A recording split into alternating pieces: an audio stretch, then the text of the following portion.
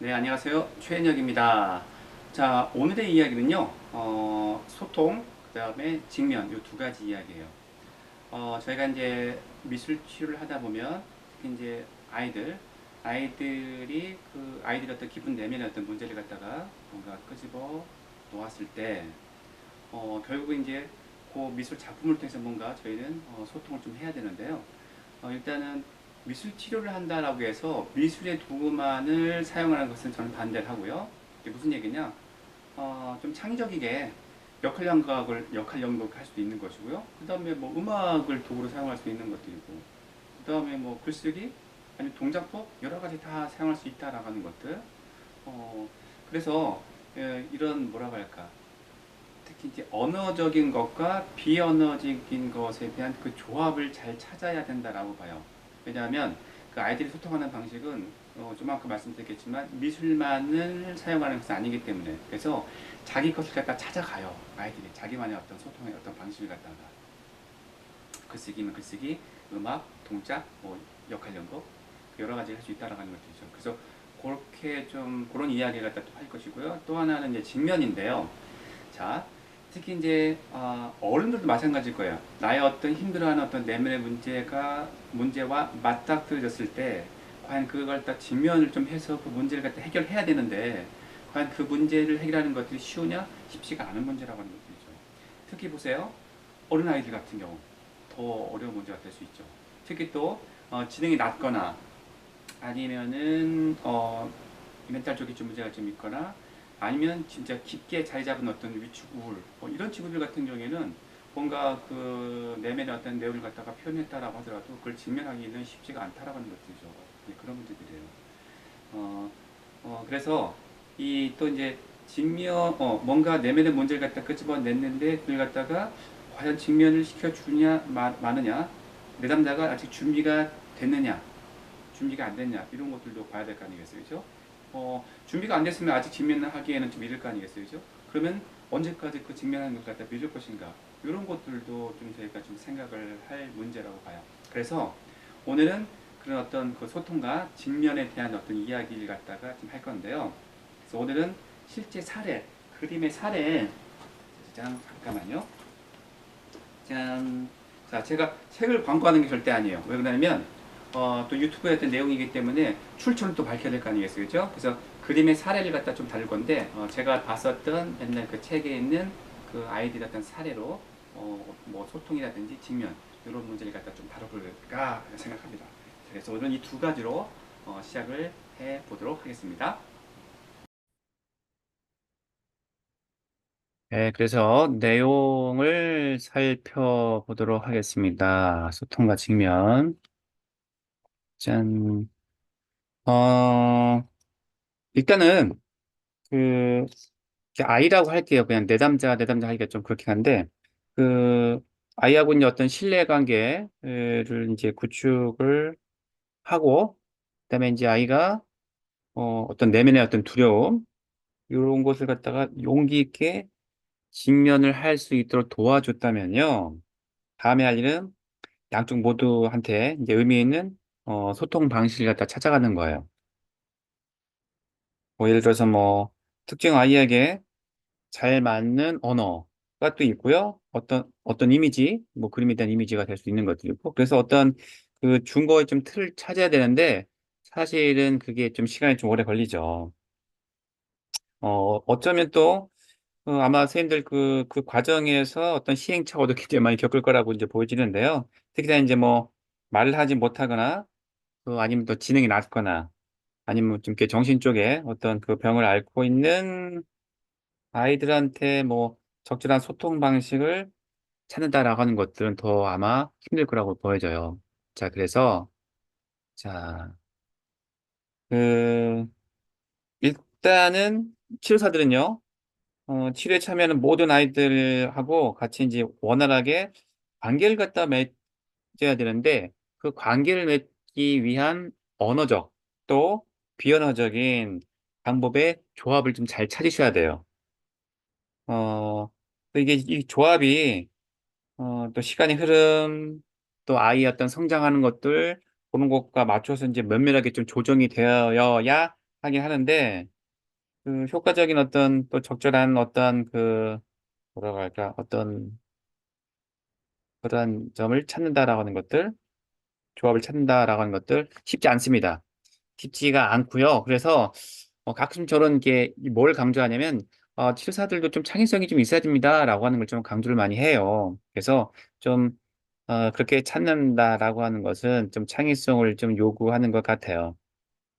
또 어쩌면 또 알맞는 어떤 방법을 갖다 찾기 위해서 때로는 좀 모험, 치료사가 또 모험을 좀 해야 될 때가 좀 있을 것 같은데요. 여하튼 그래서 효과적인 어떤 소통 수단이 없다라고 했을 때, 없다라고 했을 때 미술 치료를 통해서는 어떤 진전을 꾀할 수가 좀 없겠죠, 그죠? 자, 미술 치료를 통해서 효과를 갖다가 보려고 하는 경우가 있을 거 아니에요, 소통하기 위해서. 근데 꼭 미술만이 소통의 방법이 아니라고 하는 것들이에요. 아시겠죠? 그래서 제가 언어적, 비언어적인 어떤 방법의 조합을 갖다 찾아야 된다라고 말씀을 드리는 거예요. 아시겠죠? 자, 다음 보게 되면, 자, 예를 들면, 이 한묵증. 그, 말을 할 수 없거나, 뭐, 하지 아니려는 아이가 있어요. 또 그런 아이한테 뭐 소통하기 위한 방법을 찾는다라는 것, 아이고, 힘겹고요. 진짜 까다로운 작업인 것 같아요. 뭐 이런 경우에는 좀 미술 활동에 어떤 주제가 있다라고 하게 되면 그 주제를 갖다가 좀 명확히 하는 것이 좀 도움이 될 거예요. 그래서 여기서 이제 제레미의 어떤 사례가 좀 나오는데요. 자, 볼까요? 자, 그림. 음. 7살 제레미라고 교재에 나와 있는데, 뭐, 선택적 한묵중, 뭐, 이렇게 얘기하잖아요. 그죠? 뭐, 정상적으로 말할 수 있는 능력이 있는데도 불구하고, 특정 환경이나 아니면 특정 사람한테 말하기를 갖다 거부하는 것 아시잖아요. 그죠? 그래서 말하는 것 대신에, 뭐, 손짓, 뭐, 고갯짓, 이런 걸로 이제 의사 표현을 갖다 주로 많이 하고요. 그래서 뭐, 선택적 함구증이라고 칭하기도 해요. 그래서 선택적 함묵증을 앓는 아동은 보통 부모 형제 집에 있을 때는 정상적으로 말을 하지만 집 외에 이제 어떤 환경이나 아니면 선생님, 아니면 또래 등과는 대화를 하지 못하죠. 이 제레미의 경우에도 부모를 포함한 모든 어른과 대부분의 또래 아이들에게 입을 열지 않았다라고 그러네요. 하지만 그 미술 초기에는 제레미가 그린 그림을 보면서 어떤 상징적인 소통을 하고자 했대요. 저기 보게 되면요. 이 그림 좀 보세요. 아, 제레미가 가장 처음 그린 것이 이제 도화지 양쪽에 도로와 그다음에 또 뭐냐 자동차를 그렸다라 그러네요. 그래서 이게 이 왼쪽은요 낭떠러지가 있고요. 그다음에 헬리콥터도 있고 헬리콥터. 그다음에 왼쪽에 비행기를 그렸고요. 비행기 헬리콥터는 낭떠러지에 있는 자동차, 예, 자동차를 위해서 어떻게 해요? 총알을 발사하고 있다. 제레미가 마지막에 그린 것은 왼쪽 도로 위에 구조 차량이다. 이게 구조 차량이라고 그러네요. 구조 차량에서도 헬리콥터에 맞서 총을 쏘고 있다라고 그래요. 그래서 이 질문을 갖다 던졌대요. 제레미가 고개를 끄덕이거나 가로저어 답하는 방법을 통해서 낭떠러지에 놓인 자동차에 여동생이, 여동생이, 헬리콥터에는 아버지, 예, 아버지가 또 구조 자동차에는 형이 타고 있다는 사실을 갖다 알아냈다라고 그러네요. 그래서 이 제레미 자신은 싸움에 개입하지 않은 채 공중에 높이 떠 있는 비행기 속에 있다라고 했대요. 그래서 치료사가 제레미의 몸짓을 잘 이해하지 못할 때는 제레미가 종이에다가 단어를 적기도 했대요. 자, 제레미는 내내 입을 굳게 닫고 있었지만 이야기가 담긴 그림과 몸짓을 통해서 간절히 자신의 메시지를 내게 전하고 싶었다는 점은 분명했다라고 이야기를 하고 있네요. 자, 말은 선택적 한묵증을 갖고 있지만 이 그림을 통해서 뭔가 의사전달 좀 하고 있잖아요. 그죠? 자, 그걸 이야기한 하나의 사례이고요. 또 볼까요? 위로 넘어갔네? 넘어가도록 할게요. 자, 그래서 이제 직면에 관련된 이야기인데요. 직면. 자, 용기를 내서 어떤 이야기를 갖다 털어놓았어요. 그런데 그 내용에 직면할 만한 준비가 되지 않은 상태. 자, 이럴 때 저희 치료사들은 어떻게 대처를 해야 할지 모를 때가 좀 있다라는 것. 그것 때문에 뭐 당혹감, 뭐 이런 것들, 난처함을 느낄 수가 있다라고 했는데, 자, 일단은 잠깐 볼까요? 자, 그림의 어떤 사례.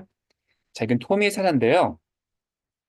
토미가 이제 치료할 때 그걸 했다라고 그래요. 직면에 걸리는 것들인데요. 이 토미가 시각장애를 좀 가지고 있어요.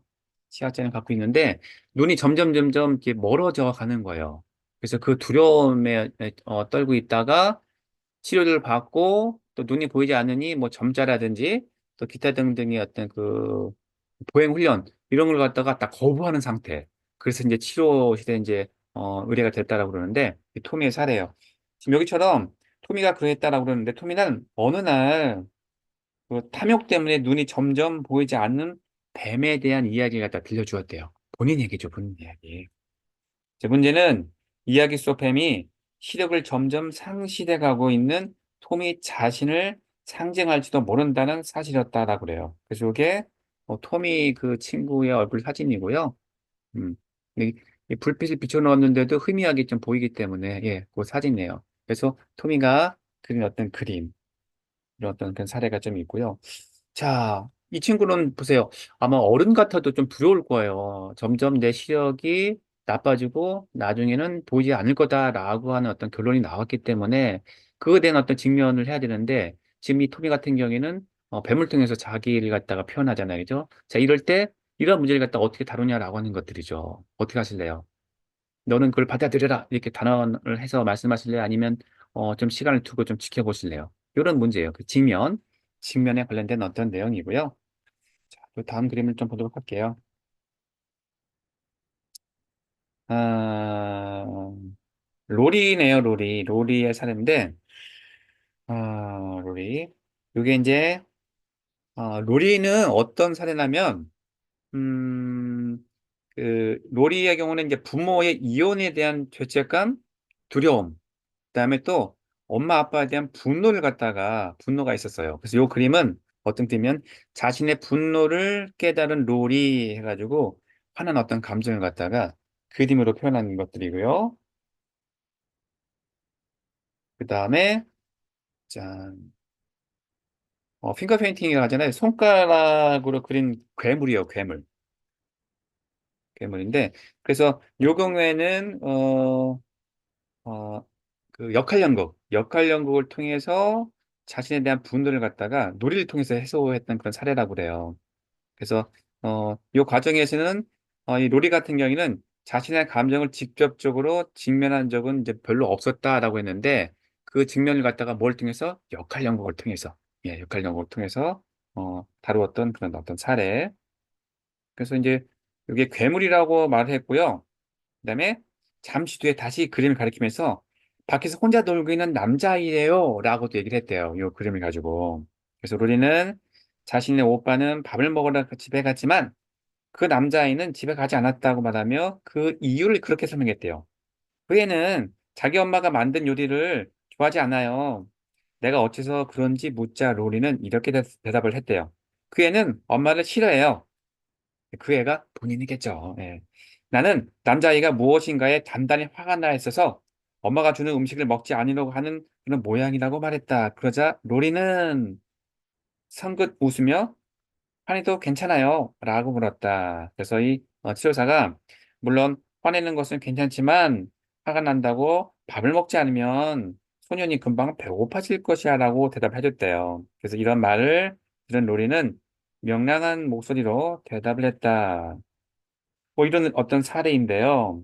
그래서 이 지금도 이제 뭐 역할 연극을 했겠지만 이 그림을 통해서 다른 사람이라고 얘기했겠지만 자신의 감정을 갖다 이렇게 다 드러내는 거잖아요, 그죠?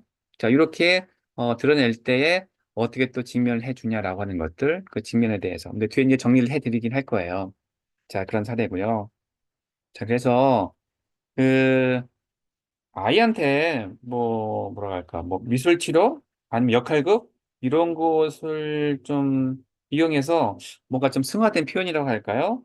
그래서 그런 승화된 표현을 통해서 자신의 어떤 감정, 그다음에 어떤 자신의 어떤 기분을 갖다 생각해 보는 것들, 어, 괜찮죠. 하지만 이게 좀 쉽지만은 않을 것 같아요.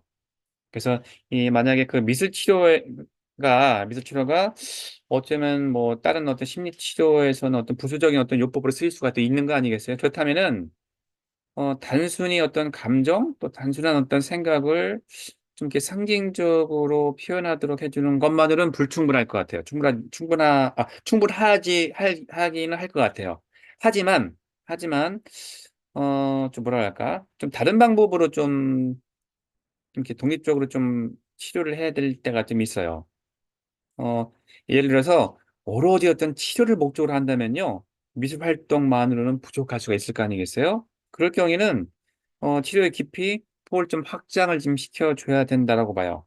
예를 들면 지금처럼 역할 연구, 아니면 동작 치료라든지 아니면 음악 치료, 아니면 글쓰기 이런 어떤 방식을 적용해 볼 필요가 있다라고 하는 것들이죠. 그래서 미술 치료를 하다 보면요, 아이들이 그 저마다 자신에게 잘 맞는 표현 방식을 자연스럽게 찾아가는 것 같아요. 그래서 이 치료사는요, 이런 어떤 창의성을 좀 표출할 수 있는 방식을 제한한다든지 아니면 금지해서는 안 되죠. 여기는 미술 치료하는 기관이니까 치료만 해. 이건 말이 안 되는 거잖아요. 그죠? 자, 그래서 이런 것들도 필요하다라고 하는 것들이고요. 자, 카를라였던 사례가 나오는데, 자, 이게 이제 꿈속에 나오는 괴물을 그린 후에, 그것들을 가두지 않았다면, 그토록 두려웠던 공격성이 사실은 투사된 자신의 감정이었다는 사실을 깨닫지 못했을 것이다, 라고, 치료사가 얘기를 하고 있는 것 같은데요. 그리고 요 경우도, 이 카를라의 경우도, 역할극을 통해서 괴물 역할을 했다라고 그래요. 그래서 자기 자신의 분노를 갖다가 좀 경험할 수가 또 있었고, 또 이후에 그림 속에 나오는 화난 괴물들이 무서운 어른들을 상징하기도 했지만, 동시에 또 자신의 분노에 찬 어떤 내용도 상징할 수 있었다라고 하는 걸 갖다가 깨달을 수 있었다라고 그러네요. 음, 그래서, 요게 이제 카를라의 어떤 두 번째 작품이고요. 요게 이제 B니까는 또 다른 괴물, 예, 꿈속에 나오는 괴물 말고 이 앞쪽에가 이 괴물이 나오는 악몽이에요. 괴물이 나오는 악몽이고 요게 또 다른 괴물 이렇게 해서 그림을 갖다 그렸고요. 상징적으로. 그다음에 요건 뭐냐면 괴물로 변해서 나를 공격하는 칼라 해가지고, 본인이 이제 괴물 역할 연구한 거죠. 입도 이렇게 막, 입을 갖다 크게 열어놨네요. 그죠? 삐에로처럼. 자, 이렇게 좀 다뤘던 어떤 그런 사례예요. 그래서 그 아이가 그 표현한 어떤 내용과 그 어떤 자기 자신의 어떤 관계를 뭐 깨닫도록 돕기 위해서는 좀 적극적으로 좀 개입을 해야 될 거 아니겠어요? 그죠? 그때 이제 직면 과정이 대비를 할 때 증명 과정이 사실은 어떤 고통을 가져올 수도 있죠. 왜? 내가 싫어하는 그런 것을 다뤄야 되기 때문에. 그래서 아이가 자신의 어떤 생각과 감정을 좀 이렇게 직면하도록 돕는 데는 좀 시간도 많이 좀 걸립니다, 사실은. 그래서 되게 그 과정을 좀 회피하기도 하고 저항을 하기 때문에 사실은 좀 시간이 좀 걸리죠. 자, 그럴 때는 아이가 그 어떤 방어 기제를 갖다 사용하는지 갖다 잘 이해를 하세요. 그래서 그걸 분석하라는 게 아니라 스스로 보호하고자 하는 아이의 욕구를 존중해 주라는 거예요. 이게 중요해요. 그래서 아이들이 방어 기제, 또 이게 방어하는 어떤 내용 중에서 어떤 나쁜 어떤 환상 같은 것도 갖고 있거든요, 아이들이. 근데 그런 나쁜 환상도 어떻게 받아들여 주어야 한다라고 하는 것들이에요. 자, 아시겠죠? 자, 그러면 마무리 좀 하도록 하겠습니다. 일단은 그 아이가 그 스스로 어떤 내면을 갖다 얼마나 깊이 있게 이해할 수 있는지는 사실상 제가 해보니까 연령, 지능, 예, 그 사고력과 좀 관계가 많이 있는 것 같아요. 뭐 그렇다고 해서 뭐 하지만 뭐 내면의 생각과 감정에 직면하는 데는 뭐 새로 얻은 어떤 깨달음을 통해서 내면의 변화, 내면의 변화가 뭐 가능하기 때문에 내면의 변화를 갖다 시켜서 더욱더 이제 긍정적인 방식으로 또 사고도 하고 또 느끼고 행동할 수 있을 정도의 능력만 있으면 충분한 것 같긴 한데 또 쉽지는 또 않더라고요. 자, 이렇게 해서 오늘 그 직면, 그다음 또 소통에 대해서 간략하게 살펴봤습니다. 자, 여기까지 하고요. 다음 시간에 또 만나 뵙도록 하겠습니다. 감사합니다.